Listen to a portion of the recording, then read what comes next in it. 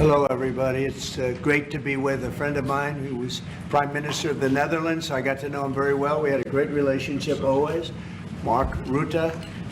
Now he's Secretary General of NATO and doing a fantastic job. Everybody, every report I've gotten is what a great job he did, and I'm not at all surprised when I hear it. We had to support him, and we supported him as soon as I heard the name. But he was a fantastic Prime Minister, and he's doing a fantastic job. An even tougher job. Which is tougher, being the Prime Minister of Netherlands, or? This job is quite tough. I would think this is a little but Dutch politics is also brutal. So. Yeah, but this is pretty tough. But you're doing good. We're going to be discussing a lot of things. Obviously, we'll be discussing what's happening with respect to Ukraine and Russia. At this moment, we have people talking in Russia. We have representatives over there, Steve Witkoff and others, and they're in very serious discussions. As you know, Ukraine has agreed, subject to this, what's happening today, to a complete ceasefire, and we hope Russia will do the same. Thousands of people are being killed, young people, usually, mostly young people. We were just talking about it. Thousands of young people are being killed a week, and we want to see that stop. And they're not Americans, and they're not from the Netherlands for the most part. No. They're from Russia, and they're from Ukraine, but they're people. And I think everybody feels the same way. We want it to stop. It's also a tremendous cost to the United States and to other countries. And it's something that would have never happened if I were president, and it makes me very angry to see that it did happen. But it happened, and we have to stop it. And Mark has done some really good work over the last week. We've been working together, and he's done some really good work, so I'm very happy about that.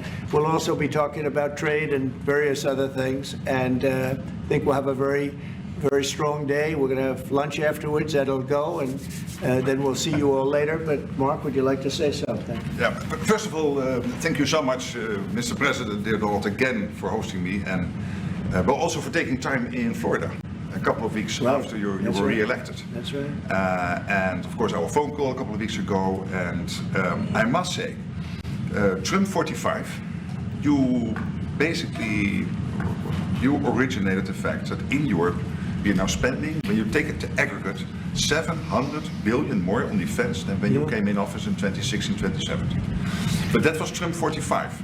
But when you look at Trump 47, It's going to be hard to tell. what happened the last couple of weeks is really staggering. The Europeans committing to a package of 800 billion defense spending.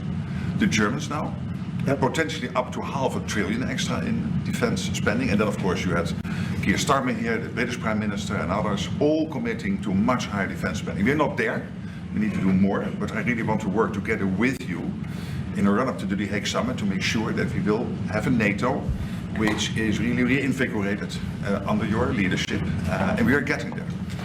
We also discuss defense production, because we need to produce more weaponry. We are not doing enough. And not in the US, not in Europe, and we are lacking behind when you compare to the Russians and the Chinese. And you have a huge defense industrial base. Europeans buying 4 times more here than the other way around, which is good because you have a strong defense industry, but we need to do more there to make sure that we ramp up the production and kill the red tape.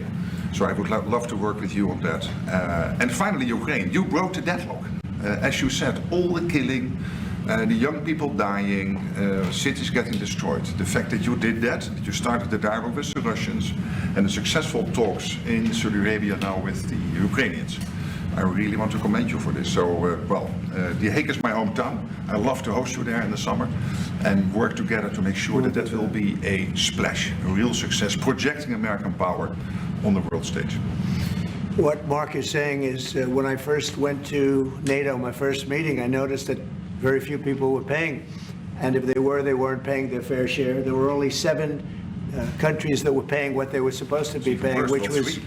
Yeah, it's even worse. Could be even worse. But there were just very few countries that were paying, and even the paying, it was at 2%, which is too low. It should be higher. It should be quite a bit higher. But you had Poland, and I remember Poland was actually paying a little bit more than they were supposed to, which I was very impressed with. They've been actually terrific, and some of the others, but most of them weren't paying, or they were paying very little. And I didn't think it was appropriate to bring it up there, but I said, it's going to be brought up at my next meeting. And my next meeting, the first meeting, you want to give them a little break. The second meeting, it began. And I was able to raise hundreds of billions of dollars. I just said, we're not going to be involved with you if you're not going to pay. And the money started pouring in, and NATO became much stronger because of my actions and working along with a lot of people, including Mark. But they would not pay for other presidents, and I don't think other presidents even knew that they weren't paid. I asked, first question, has everybody paid up? And literally, I mean, they told me 7. You could be right, it could be 3, but that makes it even worse. But they just weren't paying. And I said, no, I won't protect if you're not paying. If you're delinquent or if the money isn't paid, why would we do that? And as soon as I said that, got a little hit from the press because they said, oh, gee, that's not very nice. But if you said the other, nobody would have paid. And the money started coming in by the billions. And, hundreds of billions of dollars flowed into NATO, and NATO became strong. Yeah. And you remember that. Your predecessor, who I thought was a very good man. Absolutely. Actually. Yes, Stoltenberg. He sends his best greetings. He was terrific. Stoltenberg, Secretary General. Great And man. he made the statement that when Trump came in, the money started coming in like we never saw before. Hundreds of billions, actually probably close to $600 billion came in, and NATO became strong from that standpoint. And now we have to use it wisely, and we have to get this war over with, and you'll be back to a normal, much more normal life. And maybe we're close. We're getting words that things are going okay in Russia, and it doesn't mean anything until we hear what the final outcome is. But they have very serious discussions going on right now with President Putin and others. And hopefully they all want to end this nightmare. It's a nightmare. It's a horrible thing when you look. I get pictures every week. They give me the pictures of the battlefield, which I almost don't want to see. It's so horrible to see young people laying arms and legs and heads laying all over the field. It's the most terrible thing that you'll ever see. And it's got to stop. These are young people with mothers and fathers and sisters and brothers and friends, and it's got to stop. So we hopefully are going to be in a good position sometime today to have a good idea. We'll have we know where we are with Ukraine, and we are getting good signals outside of Russia as to where we are with Russia. And hopefully they'll do the right thing. And so really humanity, we're talking about humanity, we're not talking about the money, but then you add the money to it, and hundreds of billions of dollars is being spent and really wasted so unnecessarily. It should have never happened. So it's an honor to have you here. They picked a great gentleman. I'll tell you, I was so happy to hear, because you had somebody, Stoltenberg was really good, and you have somebody that's going to do an incredible job. And I was so much in favor of you. You have no idea. They had another person that I did not like. I was not happy. And I think I kept him from, you know what I'm talking about. I said, this is the right man to do it. And he really did. He was a great prime minister of the Netherlands. He did a great job. And that's what he's doing right now. So thank you, everybody, for being here. And it's a very great honor to have you. And we even have some of our great energy people here today, right? We have the governor, and we have Chris, Chris, right? Absolutely. Supposed to be the most talented man in the world of energy, according to the governor. So I don't know if he's right. And we have General, you've been fantastic. Thank you very much. And we have a lot of good people that won't be so much involved with this, but they wanted to see what was happening. It's become a little bit of a show, but they wanted to see what was happening, and I think a lot of good things are happening. So with that, if anybody would have a question. Mr. President, on Russia. Please, go ahead. So Adam, Sorry. Steve Witkoff's trip to Moscow, you spoke about it. What sort of agreement do you hope he comes away from it with? Well, we'd like to see a ceasefire from Russia. And we have, not been working in the dark. We've been discussing with Ukraine land and pieces of land that would be kept and lost, and all of the other elements of a final agreement. There's a power plant involved, a very big power plant involved. Who's going to get the power plant, and who's going to get this and that? And so, it's not an easy process. But phase one is the ceasefire. A lot of the individual subjects have been discussed, though. We've been discussing concepts of land, because you don't want to waste time with a ceasefire if it's not going to mean anything. So we're saying, look, this is what you can get, this is what you can't get. They discussed NATO and being in NATO, and everybody knows what the answer to that is. They've known that answer for 40 years, in all fairness. So a lot of the details of a final agreement have actually been discussed.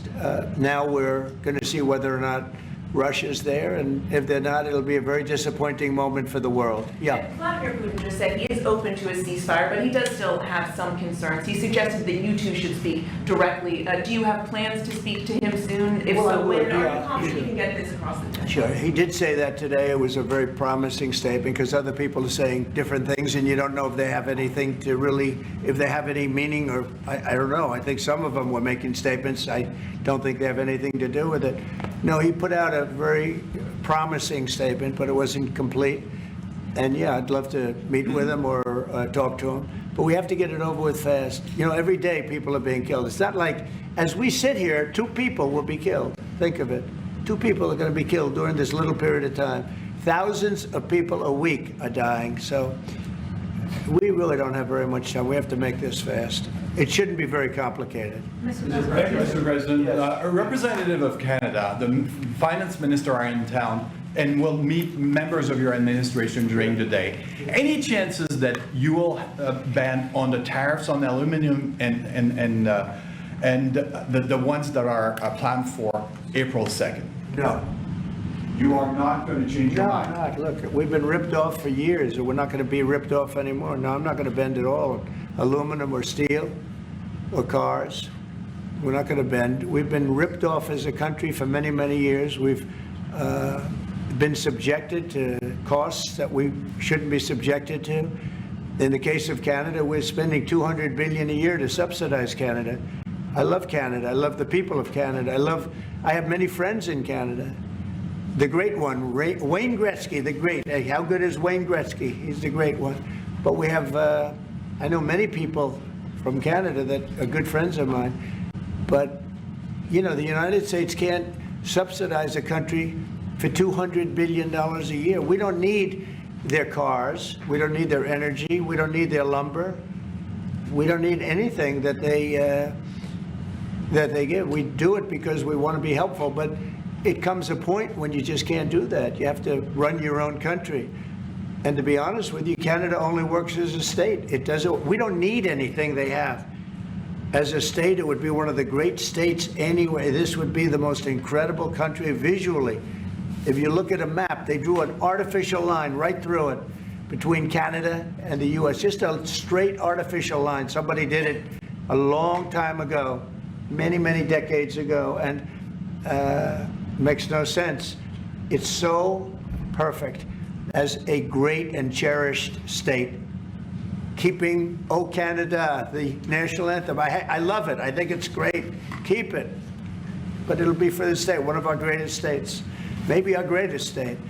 But why should we subsidize another country for $200 billion? It costs us $200 billion a year. And again, we don't need their lumber.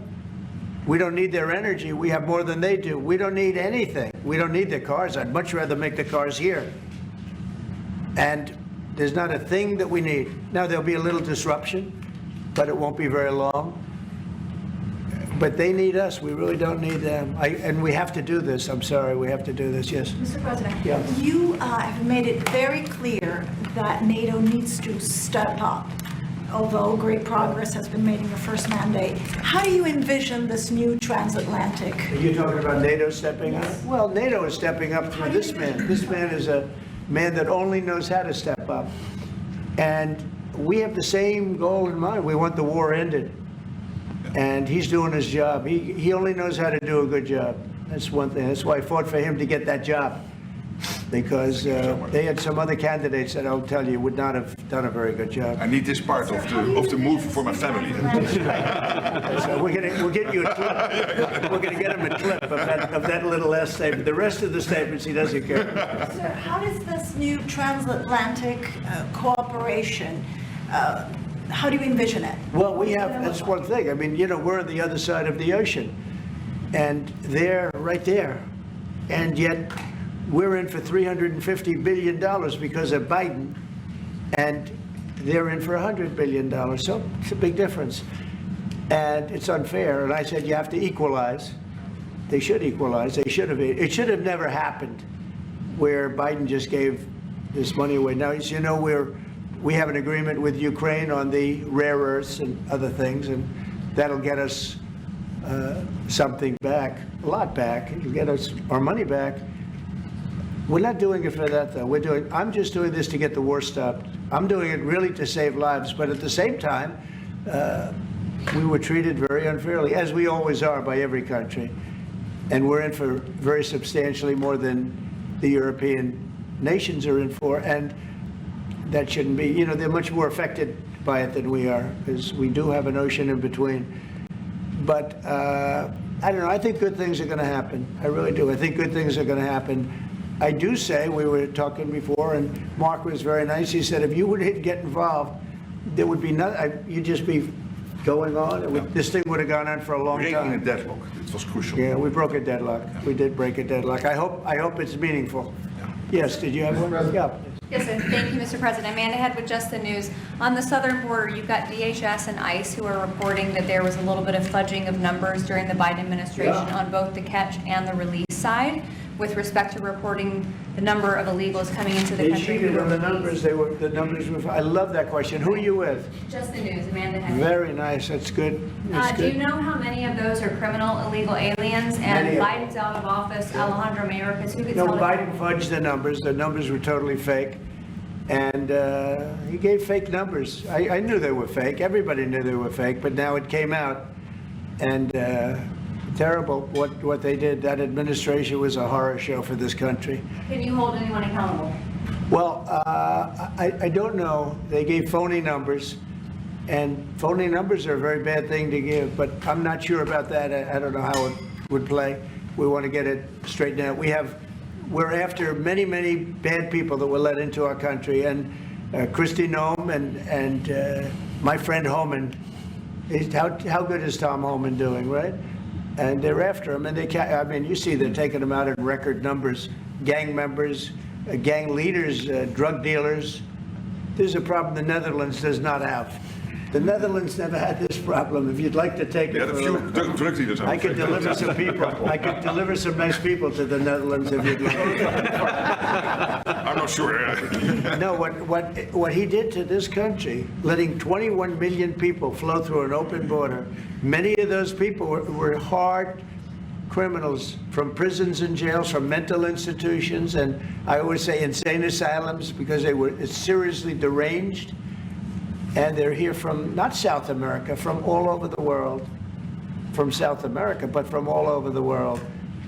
And it's so sad. You'd say, why would anybody do this? Why? Yeah, go ahead. And one more, there's some new internal Democrat polling that doesn't look great for Democrats, but it also has 54% unfavorability for Republicans in swing states and battlegrounds for the midterms. Do you consider those voters capturable for Republicans? Yeah, well, we did, I won every swing state, as you know, by a lot. And I won the popular vote by a lot. And we won the counties. If you look at the counties and district plan, we had 2,725, and they had 501. That's why the map is all red. So we had a great thing. Yeah, I think winning from the Democrats, if you look the other night, I made a speech, and I introduced two young ladies who were killed, viciously, violently killed. Young, unbelievable, both outstanding people. They were killed by illegal aliens. And the Democrats wouldn't get up and applaud. The mothers were, inconsolable. They were crying, and everybody was crying. The Democrats sat there with stone faces. They didn't clap. They didn't stand. They didn't do anything. We had a young man with very serious cancer. His dream is to be with the police department someday. And he was introduced. They didn't even clap. Yeah, that's horrible. They were disgusting, frankly. They were disgusting. There's something wrong with them. They're deranged. They're deranged, like Jack Smith. They're deranged people. And I never saw anything like it. I'm standing up, and I introduced the mother and the parents of these two young girls that were just recently essentially killed, violently killed. And the Democrats are like this. It's so sad. And I saw this morning where one of them is pretty well known, one is arguing, fighting like crazy over men being able to play in women's sports. I said, I thought that was tried. I thought that was about a 95%, I think it's a 95% issue. But in a way, I want them to keep doing it because I don't think they can win a race. I tell the Republicans, I said, don't bring that subject up because there's no election right now. But about a week before the election, bring it up because you can't lose. And everything's transgender this, transgender that. They have bad politics, but one thing, they stick together. I wish, and the Republicans stick together mostly, but we have a couple that are grandstanders. You always have grandstanders in life. But the Democrats, they have grandstanders, but when it comes to a vote, they do stick together, right? Sir. It seems like they'll stick together on the shutdown. Will that hurt Democrats going into midterms? Well, if they do a shutdown, and ultimately that might lead to very, very high taxes, because we're talking about a shutdown, we're talking about getting to work immediately on the greatest tax bill ever passed. That was the one we did. It was a renewal, and it's an addition to it.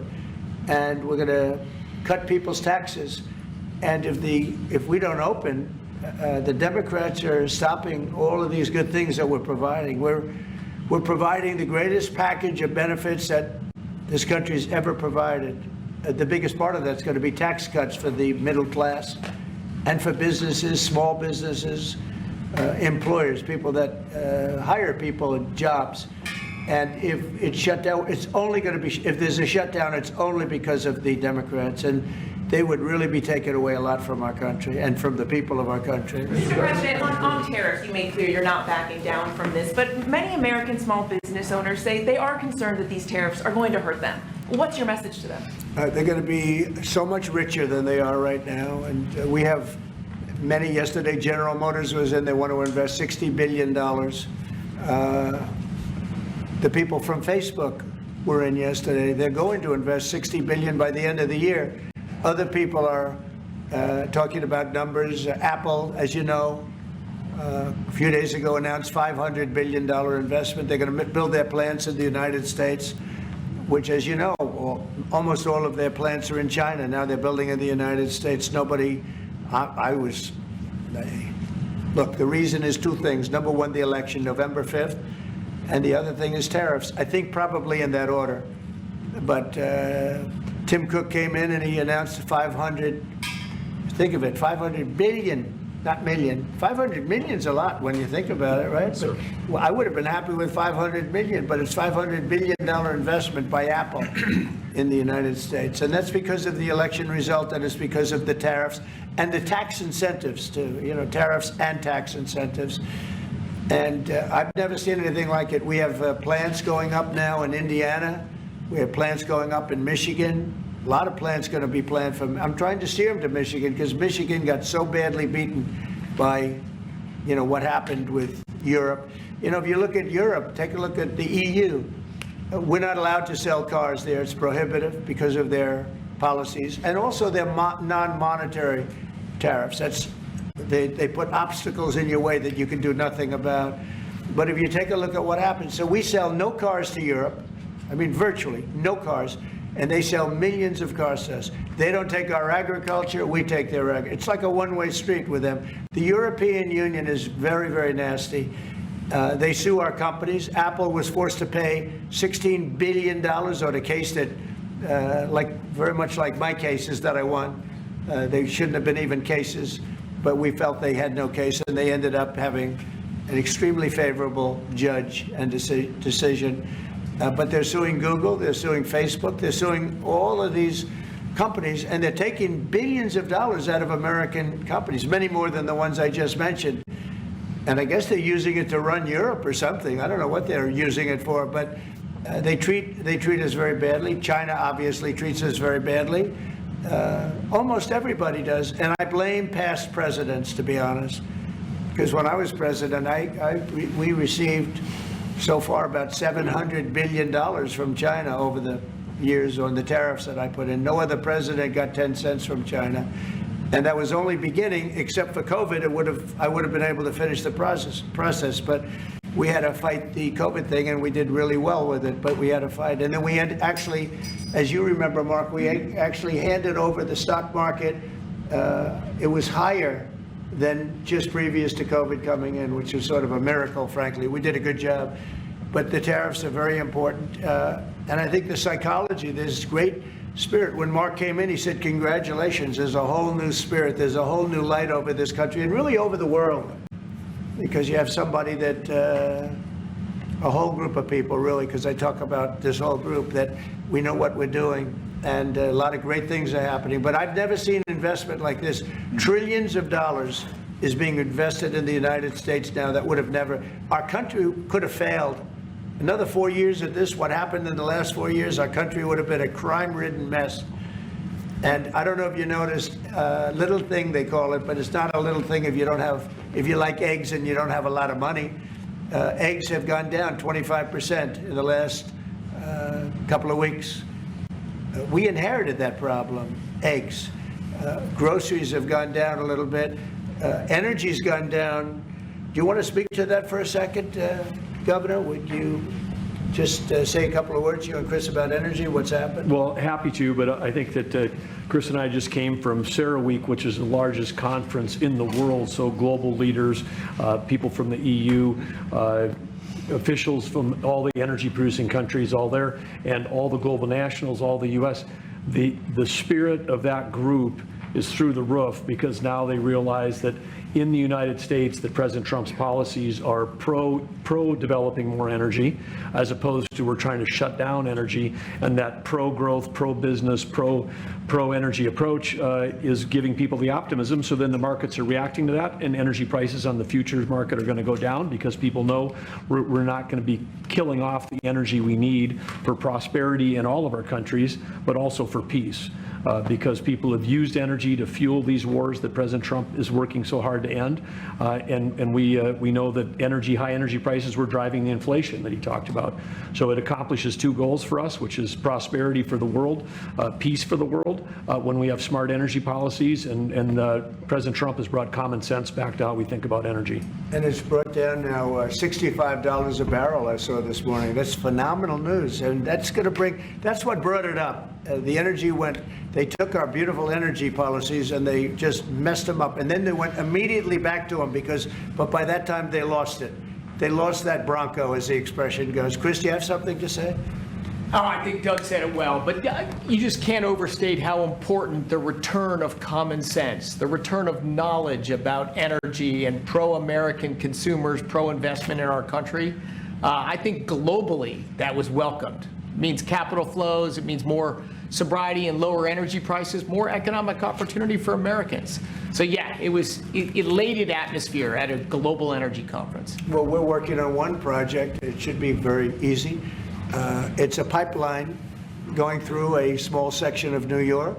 New York's held it up for years, actually. For years, they've wanted to do it for years and years. And it will reduce the most expensive energy almost in the world is in New England, because they have no way of getting it there, because it's been held up by New York.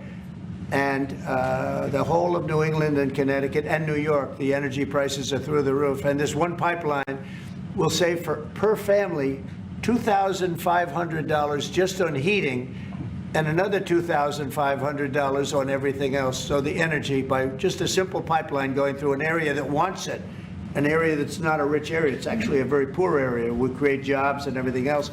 And it's going to be way underground. Nobody's going to see it. Once they fill it up, nobody's going to see it. Nobody's going to know it's there. And families in New York and Connecticut and New England are going to save $5,000 a family. Think of that. Because right now they have the highest energy prices maybe in the world, they say. New England is a disaster. So we're working on that. In fact, the governor's coming in, Governor of New York, Kathy Hochul, who's a very nice woman. She's coming in tomorrow morning at 9 o'clock. To meet me on that and other things. Not only that, but other things. So I hope we don't have to use the extraordinary powers of the federal government to get it done, but if we have to, we will. But I don't think we'll have to. I can tell you Connecticut wants it, and all of New England wants it. And who wouldn't want it? And it's also jobs on top of everything else. So that's going to be very exciting. So we're meeting with the governor tomorrow morning. Mr. President, somebody called a question. Thank you. Mr. President. Greenland.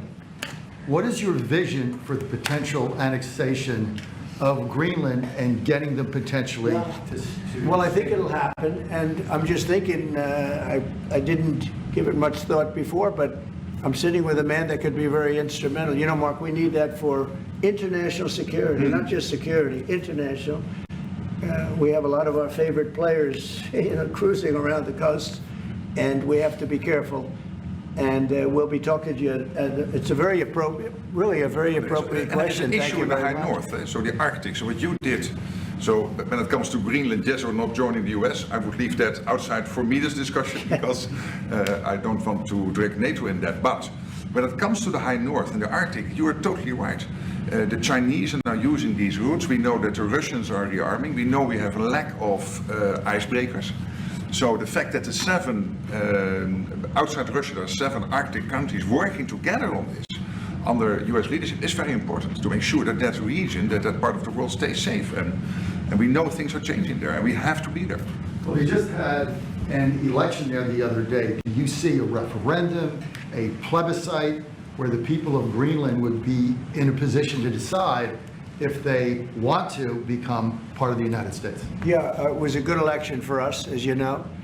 It was not a referendum. It wouldn't be called that. It was an individual election. But the person that did the best is a very good person, as far as we're concerned. And so we'll be talking about it, and it's very important.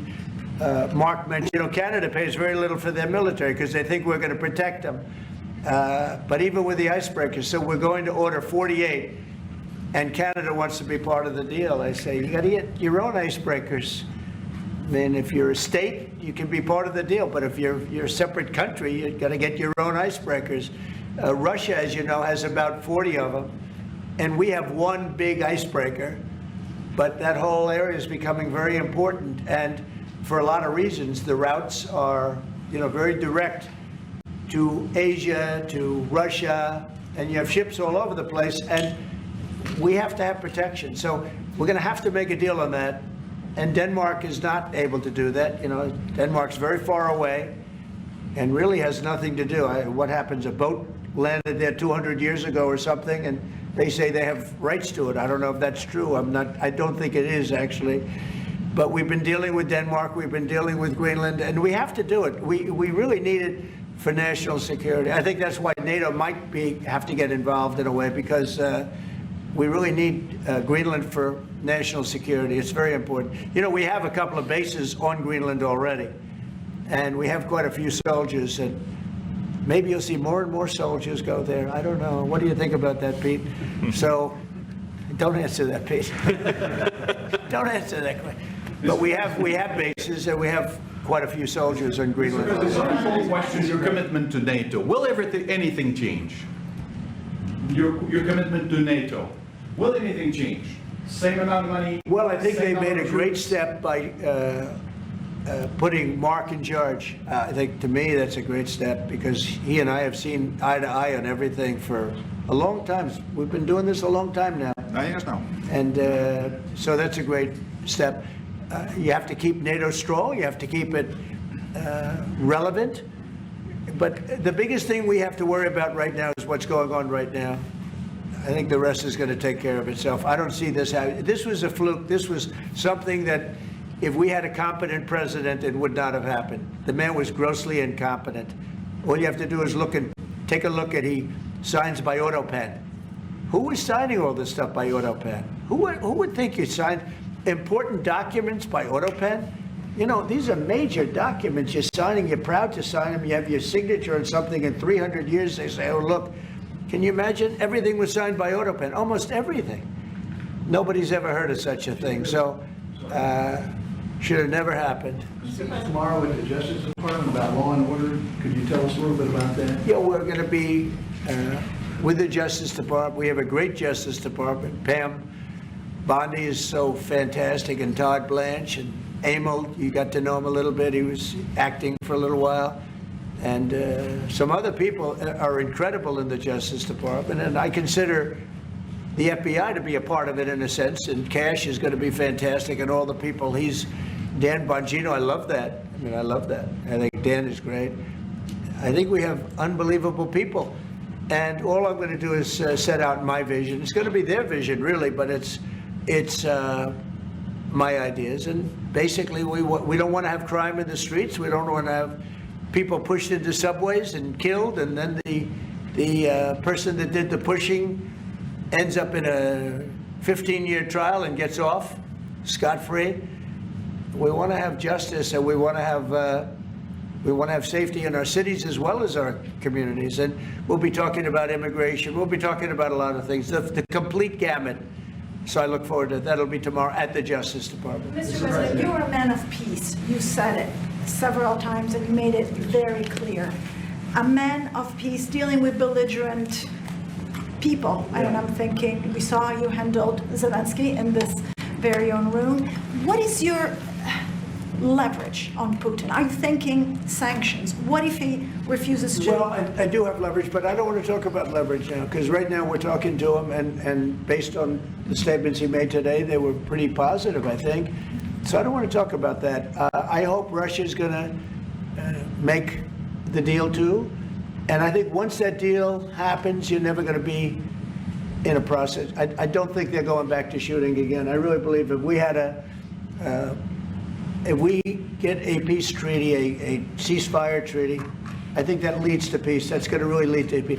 I don't think anyone wants to go back. They've been doing this for a long time, and it's vicious and violent. And I think if President Putin agrees and does a ceasefire, I think we're going to be in very good shape to get it done. We want to get it over with. That's why it was very important what I instructed everybody, including Steve, what we're looking for, to discuss concepts of land, concepts of power plants, because it's complicated. You know, you have you're sort of creating the edge of a country.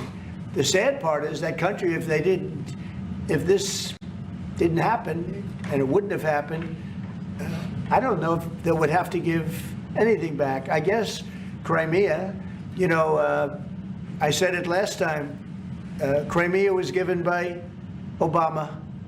Biden gave him the whole thing, and Bush gave him Georgia. And Trump didn't give him anything. I gave him, you know what I gave him? I gave them javelins. And the javelins were very effective, as you know. I gave them nothing. 2019. And then also, if you take a look, I was the one that stopped the pipeline going into Europe. It was totally stopped. Nord Stream 2, nobody ever heard of Nord Stream 2 before I came along. But I got along very well with President Putin. I got along with most of them. I get along great with President Xi. I got along great with Kim Jong-un. I got along great with all of them. And we had no wars. We had no problems. We wiped out ISIS in record time. General Raisin came, and he wiped them out. And he was going to be our new chief, right? He's going to be the head of Joint Chiefs of Staff. And he's a highly respected man. He's going to be great. Pete's going to be fantastic. I have no doubt about it. We have a great team, really great team. Yeah, please. Go ahead, please. Mr. President, some of our allies have said that they're worried that they could be the next to be attacked by Russia. You've spoken directly with the Russian president. Yeah. Do you think those fears are justified? No, I don't. I think when this gets done, it's done. They're going to all want to go home and rest. I don't see it happening. Nope, I don't see that happening. And we'll make sure it doesn't happen. Not going to happen, but we'll make sure it doesn't happen. Yeah, go ahead, please. Leaders from Russia and Iran are heading to Beijing tomorrow to discuss nuclear programs. What do you hope to get out of that? Well, maybe they're going to talk about non-nuclear programs. Maybe they're going to be talking about the de-escalation of nuclear weapons, because, you know, I was talking about that with President Putin very strongly. And we could have done something had that election not been rigged. We would have had something. I think I would have made a deal with Putin on de-escalation, denuclearization, as they say. But we would have de-escalated nuclear weapons, because the power of nuclear weapons is so great and so devastating. And right now, Russia and us have by far the most, but China will catch us within 5 years. China doesn't have, but they're in the process of building, and they build. And within 4 or 5 years, they'll probably have the same. And by the way, this is a Republican tradition. Ronald Reagan, when he negotiated with Right. Gorbachev in the 1980s Right. about bringing down the number of nuclear weapons. It's what you have been doing your first term, and it is important. It would be a great achievement if we could bring down the number. We have so many weapons and the power is so great. And number one, you don't need them to that extent. And then we'd have to get others because, as you know, in a smaller way, Kim Jong-un has a lot of nuclear weapons, by the way, a lot. And others do also. You have India, you have Pakistan, you have others that have them. And we'd get them involved. But we started off with Russia and us. We have by far the most. And we were going to denuclearize. And that was going to happen. And then we were going to China. And I spoke to China. I spoke to President Xi about it. And he really liked the idea. You know, he'd like not to spend trillions of dollars building weapons that hopefully he's never going to have to use. And because they are very expensive also. So that would have been great. Okay, one or two more. There's been tension in the... Thank you. We're looking at an impending government shutdown Friday midnight. Yeah. Democrats for 30 years straight have said if there's a shutdown, bad things happen. Do you anticipate direct negotiations yourself with conference leader of the Democrats, Chuck Schumer? If they need me, I'm there 100%. It's right now it's 2 or 3 people. If it shuts down, it's not the Republicans' fault. You know, we passed a bill where we had an incredible Republican vote. We only had one negative vote, a grandstander, you know, one grandstander. There's always a grandstander in the lot. But it was amazing. People were amazed that the Republicans were able to vote in unison like that, so strongly. If there's a shutdown, even the Democrats admit it'll be their fault. And I'm hearing a lot of Democrats are going to vote for it, and I hope they do. This is an extension. But ultimately, we want to vote for one big, beautiful bill where we put the taxes in, we put everything in. We're going to have big tax cuts. We're going to have tremendous incentives for companies coming into our country and employing lots of people. It'll be, I called it, in a rare moment, one big, beautiful bill. That's what I like, and it seems to be that's where they're heading. And we'll have to take care of something to do with Los Angeles. A place called Los Angeles almost burned to the ground. By the way, I broke into Los Angeles. Can you believe it? I had a break-in. I invaded Los Angeles, and we opened up the water, and the water is now flowing down. They have so much water, they don't know what to do. They were sending it out to the Pacific for environmental reasons.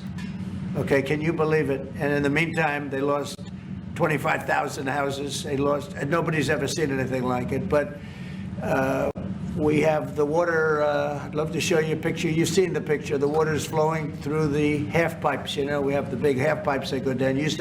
25 years ago, they used to have plenty of water, but they turned it off for environmental reasons. Well, I turned it on for environmental reasons and also fire reasons. But and I've been asking them to do that during my first term. I said, do it. I didn't think anything like could happen like this, but they didn't have enough water. Now the farmers are going to have water for their land, and the water is in there. But I actually had to break in. We broke in to do it because we had people that were afraid to give water. They were, in particular, they were trying to protect a certain little fish. And I said, how do you protect the fish if you don't have water? They didn't have any water, so they're protecting a fish. And that didn't work out too well, by the way. So they have a lot of water going down throughout California, all coming out from the Pacific Northwest, even some from Canada. Thank you, Canada, very much. I appreciate it. Next thing you know, they'll want to turn the water off. They want to charge us for the water. But it comes up from the Pacific Northwest, and it's a beautiful thing to see. I mean, it is brimming with water. Now, if they would have had that done, you wouldn't have had the damage because the fire would have been put out. The fire hydrants would have been loaded. The sprinklers in people's living rooms and bedrooms would have been loaded up with water. They had no water. The government makes them put sprinklers, and they had no water in the sprinklers because they had no water.